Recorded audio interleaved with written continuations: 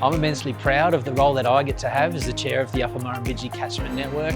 I'm proud of the people I get to work with and excited about what I've seen here today to what we can now deliver over the next 3, 5, 10 years and beyond.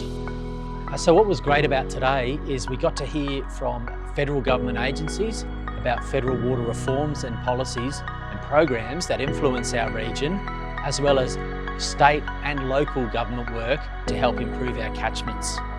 We also got to hear from landholders, a range of science programs about the health of our catchment and work we can do to continue to improve the health of the Upper Murrumbidgee and the tributaries.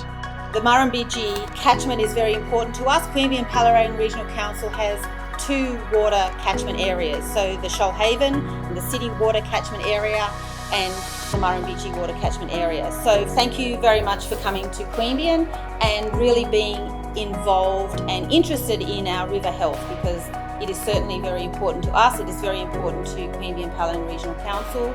Really support this discussion about what we can do better and how we can make sure that we've got, a good river still flowing in another 150 years' time. Maxine Cooper, Chair ACT and Region Catchment Management Coordination Group.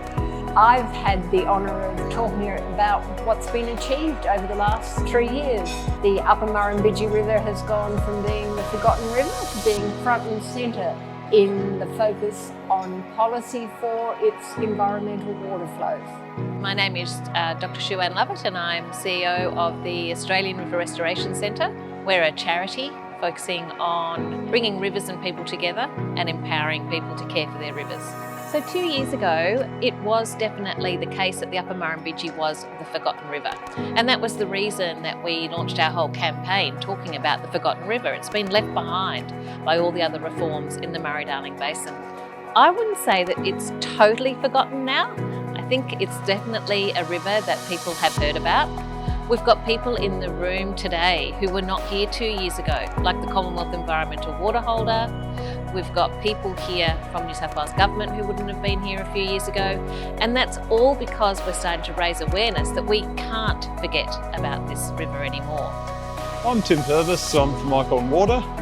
So my role is in water security planning for Canberra and how we're going to maintain our water security in the future. And today I'm talking about how we can support an extra 500,000 people in the Murrumbidgee Basin in our urban water demand. My name's Catherine Reardon. I work for the Department of Climate Change, Energy, Environment and Water, and we are currently setting up the nature repair market, which will be the world's first legislated voluntary national biodiversity market. Good to present today and a really engaged and interested audience with a strong interest in protecting nature. And the feedback was interesting, and some legal questions came up about land use and land ownership. I'm Antia Brademan. I'm the Upper Murrumbidgee Demonstration Reach Facilitator. I've been speaking at the Working Together for the River Forum today about the work of the Upper Murrumbidgee Demonstration Reach Partnership, which has drawn together an incredible number of stakeholders who all have this knowledge and care about the Upper Murrumbidgee River to work out an action plan for how we can work together to improve the health of the river and to look after it in the long term. My name is Bradley Updike. I'm an associate professorial fellow at the ANU, and I study paleoclimate. Today, I'll be focusing on what's happened with groundwater in this region, in the Upper Murrumbidgee catchment for the past 40, 50 years. How big is that reservoir? When does it get tapped out? How fast does it refill? And what impacts does that have for the Upper Murrumbidgee? Because we've changed the atmosphere so much. And a lot of people don't really understand that to get an atmosphere with greenhouse gases as high as we see now, we have to look back in time millions of years. And that's where paleoclimate studies come in. Hi, I'm Samantha Culver. I'm from Alluvium Consulting, and I've been attending Upper Murrumbidgee Catchment Network, hearing about the different issues from different perspectives of the stakeholders in the catchment, and learning a lot about everyone's projects, different schemes that are available. I think one of the things I love seeing in between are the conversations that people are having. They're talking about big picture water reforms and big climate drivers, right through to how do we plant the best plants in the best location to get outcomes at the local scale, and everything in between. I think the Upper Murrumbidgee catchment is pretty unique in that there is a real culture of collaboration. People seem very willing and motivated to share information and connect and work together to solve shared problems. It's been pretty inspiring. And looking back over the last 2 years and coming together for the river again at this forum, what really is highlighting to me is the incredible relationships that we have between all stakeholders. And we've just keep building the relationships between everybody, whether it's New South Wales, ACT, landholders, policymakers, to work together strategically. 2 years later, and we've had this amazing commitment of a $50 million package of works for the Upper Murrumbidgee River. That was an unprecedented result, and it really came about for a combination of reasons. Right place, right time, right policy initiative, and being able to provide evidence about the need of the river.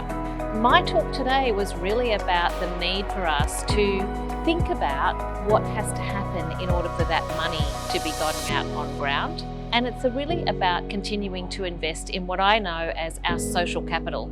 And the social capital are the people, the organisations, the networks and the relationships. I really enjoy presenting at events like this because I find it's great to get out and hear the questions that people have, and that informs the policy work that we do in the department to develop the market. I think this is terrific, particularly as an academic, because I really don't get to talk to people that are working in government in these policy areas at all. In fact, for a lot of these folks, the last time I saw them was at a forum like this. It is really important to have those lines of communication established, particularly for those of us that are actually providing data. We've got people here from Snowy Hydro, from Icon Water, from river management groups, and we all care about the river one way or another. So while we all bring different perspectives, this process lets us all bring our different perspectives to the table and also all focus on getting the best outcomes for the river. all of these issues, no one person can manage or tackle themselves. We're all just like little puzzle pieces in these problems. So the connection and the collaboration is one of the most important aspects of positive change for environmental issues, catchment issues, sustainability issues. Taking away energy from everyone today. I'm taking away new messages, new information. Together, we're all much bigger than we are as individuals. A lot of great things happening, a lot of energy, a lot of motivation, but now the work really starts. We've got a lot to do on ground in a short amount of time, and I think people are excited to now get stuck into it.